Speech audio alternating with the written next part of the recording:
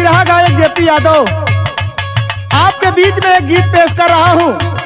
जवन आज पूरे सोशल मीडिया पे हाहाकार मचल बा, आज फैशन हो गल बा। पहले के जमाने में बतावल जाए और आज भी बतावल जाला ए बाबू कि पति और पत्नी का रिश्ता सबसे पावन रिश्ता होला, लेकिन आज एक फैशन हो गल बा कि आज पत्नी ही अपने पति का हत्या करवा देते हैं।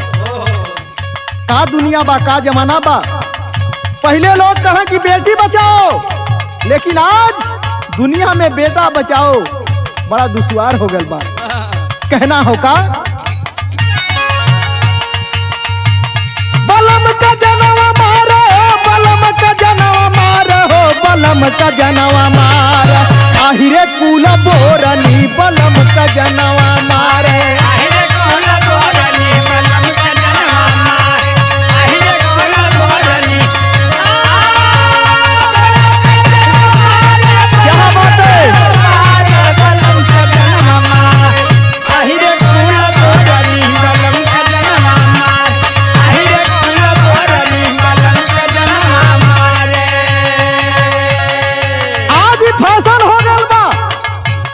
ये बाबू कुछ औरतें, कुछ लड़कियां, कुछ महिलाएं जो संघर्ष करके मेहनत करके आईएएस बन रही है, पीसीएस बन रही है, पायलट बन रही है, पूरे भारत में राष्ट्रपति बन रही है, प्रधानमंत्री, मुख्यमंत्री बन रही है।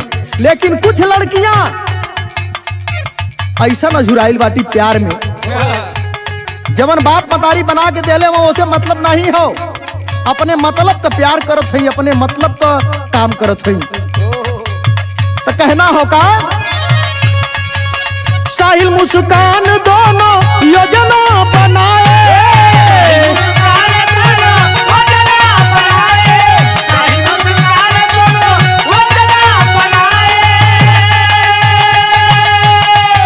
यूपी के मेरठ का ही कहानी बा, ब्रह्मपुरी इंदिरा नगर का पति पत्नी का रिश्ता बा, लेकिन पति नहीं भावत बा, प्रेमी चाहिए। प्रेमी से प्रेम करके आज प्रेमी प्रेमिका मिल करके कैलन का साहिल मुस्कान दोनों योजना बनाए,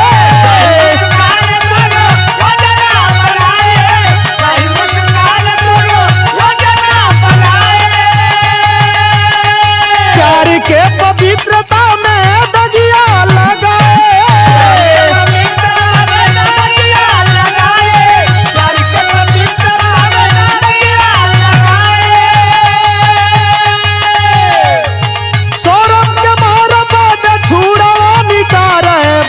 का जनवा मार, आहिरे कुला बोरनी बलम का जनवा मार।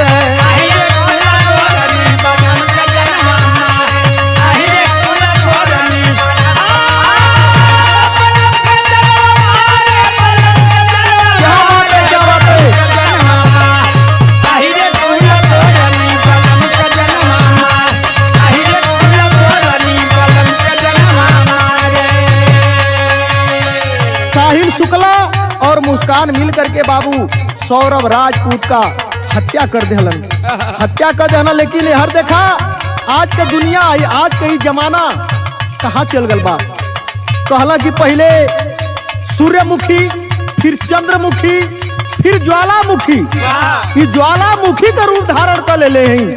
दुनिया में का हो तो उसे मतलब नहीं है, इनके प्यार करे के चाहिए। जवन नई बाटी उनकर तो बात छोड़ दा, लेकिन 3-3 4-4 लड़कन के मतारी के भी प्यार कैले को शौक हो गई बा। आज मिल करके प्लान कैलन तो भैल का 4 मार्च 2025 के रतिया,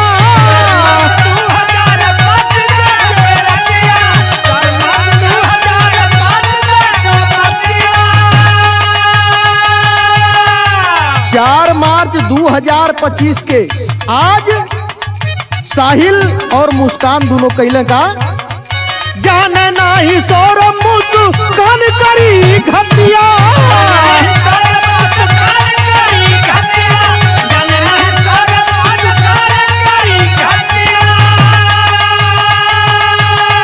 4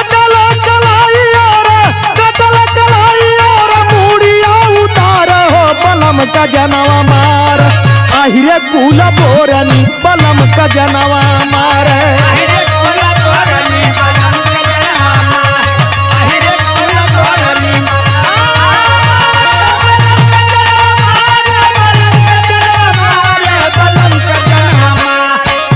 क्या बात है बच्चे।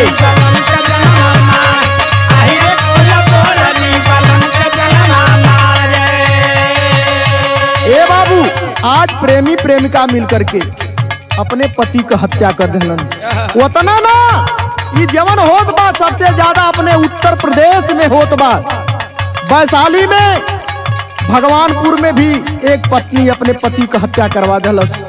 जयपुर में भी, अभी संत कबीर नगर में मारे डर के मारे बेचारा पति जौन बा अपने पत्नी का शादी ओकरे प्रेमी से करवा दिलस।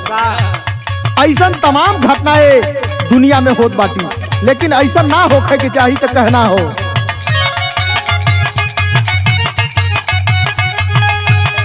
आज मुस्कान और साहिल मिलकर के जब सौरभ राजपूत को हत्या कर दिलन तो हत्या कैले के बाद करत का हवा 15 टुकड़ा बनावनी रादैया।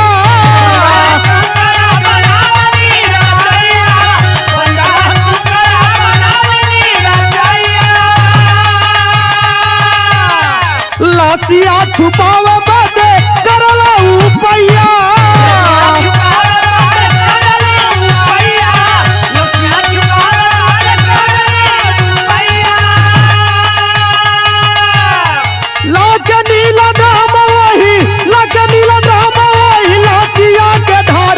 बलम का जनवा मार आहिरे कुल बोरनी बलम का जनवा मार।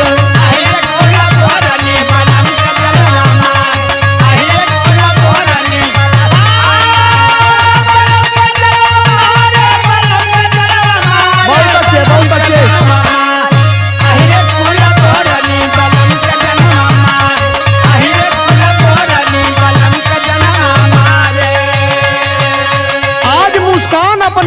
प्रेमी के लेके अपने पति का हत्या करवाए के नीला ड्रम में ओके टुकड़ा टुकड़ा करके सीमेंट से ओके पैक कर दहलन। बतावल जाला, कहल जाला कि केहू का भैंस मर जा, केहू का कहतरी लेके दौड़े। आज बेचारन को ओकर जान चल गल, ओकर हत्या कर दहलन। सो दुनिया रील बनावे में लगल बा। कितना ज्यादा रील बना लिहल जा, कितना ज्यादा हमन कमाई कर लिहल जा। ऐसा ना करे के चाहिए, केहू का शोषण ना करे के चाहिए, केहू का टीका टिप्पणी ना करे के चाहिए। तो कहना हो दुनिया में नारी पे भरोसा यही करी।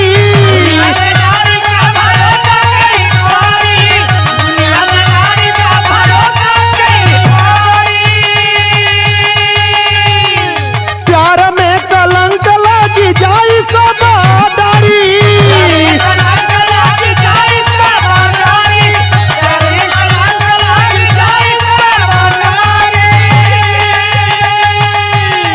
कहाँ से पति पत्नी पे भरोसा करी, पत्नी पति पे भरोसा करी।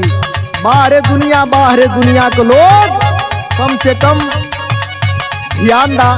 मानव का जीवन मिलल हो काहे बदे मिलल हो।